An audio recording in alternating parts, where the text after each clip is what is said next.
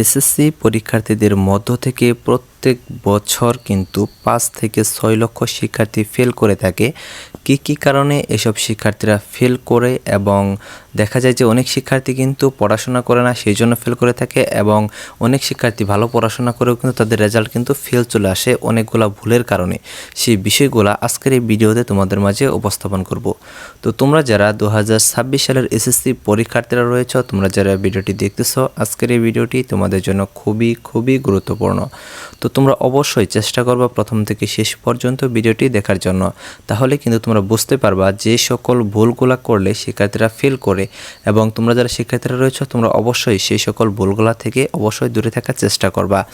তো তোমরা যারা এখনও আমাদের চ্যানেলটি সাবস্ক্রাইব করে রাখো নাই, তোমরা অবশ্যই আমাদের চ্যানেলটি সাবস্ক্রাইব করে রাখো এবং পাশে থাকা বেল আইকনটি বাজিয়ে দিয়ে রাখো, যাতে তোমাদের এসএসসি পরীক্ষা সম্পর্কিত এবং পরীক্ষার পর রেজাল্ট, কলেজে ভর্তি A to Z ইনফরমেশনগুলো কিন্তু তোমরা আমাদের চ্যানেল থেকে পেয়ে যাবা।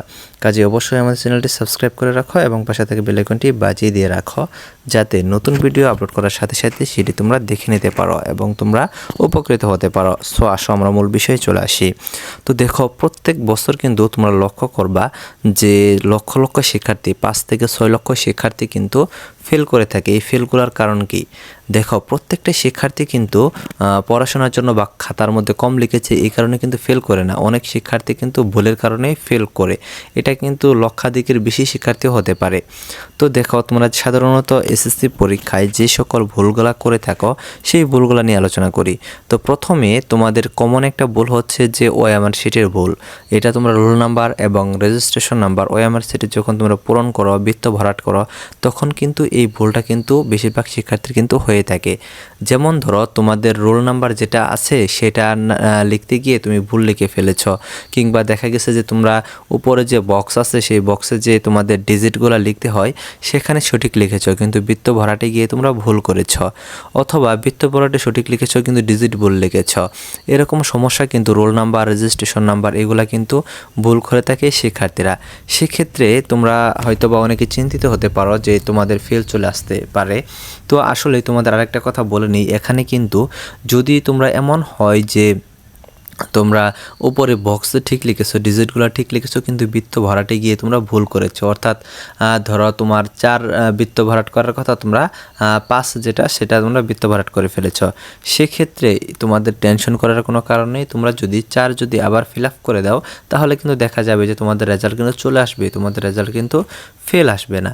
কিন্তু ওইরকম করে যদি রেখে দাও তাহলে কিন্তু তোমাদের রেজাল্ট কিন্তু ফেল চলে আসবে। তো আরেকটা বিষয় হচ্ছে যে তোমরা অবশ্যই তোমাদের পরীক্ষার হলে যে টিচার থাকবে সেই টিচারের তোমরা সহযোগিতা নিবা, তা না হলে কিন্তু পুরো বিষয়টা কিন্তু একটা এলোমেলো অবস্থার সৃষ্টি হয়ে যাবে। তো আরেকটা বিষয় হচ্ছে যে এমসিকিউ এর ক্ষেত্রে যে ওএমআর আছে, সেই এমসিকিউ এর ওএমআর এর ক্ষেত্রে কিন্তু তোমাদের বিশাল সমস্যার সৃষ্টি হয়। সেটা হচ্ছে রোল নাম্বার, রেজিস্ট্রেশন নাম্বার তো এইভাবে ঠিক করা যায়, কিন্তু যদি এমসিকিউ ওএমআর এ তোমরা সেট কোড ভুল করো তাহলে কিন্তু ফেল কিন্তু তোমাদের নিশ্চিত। কারণ সেট কোড যদি ভুল লিখে ফেলো, এবং ধরো তোমরা কসেট লিখলা কিন্তু খসেটের অ্যান্সারগুলো তোমরা সবগুলা বৃত্ত ভরাট করেছ, পরে দেখলা যে তোমার প্রশ্নটা হচ্ছে খসেট কিন্তু তুমি কসেট বৃত্ত ভরাট করে ফেলছো, সেই ক্ষেত্রে সেটা কিন্তু সংশোধন করার কোনো উপায় নাই। কাজেই এই বিষয়টি অবশ্যই খেয়াল রাখতে হবে। এই ক্ষেত্রে কিন্তু যদি কেউ সেট কোড ভুল করে থাকো তার রেজাল্ট কিন্তু শিওর কিন্তু ফেল চলে আসবে। তারপরে আরও বাকি যে বিষয়গুলো রয়েছে, যেমন ধরো ওএমআর শিট, এটা কিন্তু কম্পিউটারের মাধ্যমে দেখা হয়।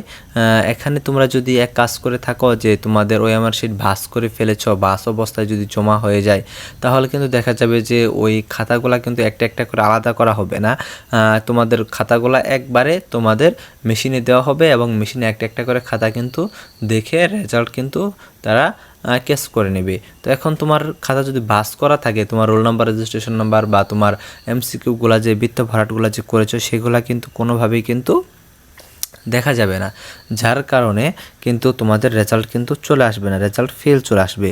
এরকম আরও অনেক টুকিটাকি ভুলগুলো হয়ে থাকে। এই ভুলগুলো থেকে তোমাদের অবশ্যই সচেতন থাকতে হবে। বিশেষ করে ওএমআর শিটের যে ভুলগুলো, এই ভুলগুলো থেকে তোমাদের অবশ্যই দূরে থাকতে হবে। তো তোমরা যারা শিক্ষার্থীরা রয়েছ, তোমাদের সামনে আরও পরীক্ষাগুলো রয়েছে, আরও অনেক গুরুত্বপূর্ণ তথ্যগুলো কিন্তু তোমরা আমাদের চ্যানেল থেকেই পেয়ে যাবা। কাজে অবশ্যই এখনও যারা আমাদের চ্যানেলটি সাবস্ক্রাইব করো না, অবশ্যই সাবস্ক্রাইব করে রাখো এবং পাশে থাকা বেল আইকনটি বাজিয়ে দিয়ে রাখো। ধন্যবাদ সকলকে পুরো ভিডিওটি দেখার জন্য।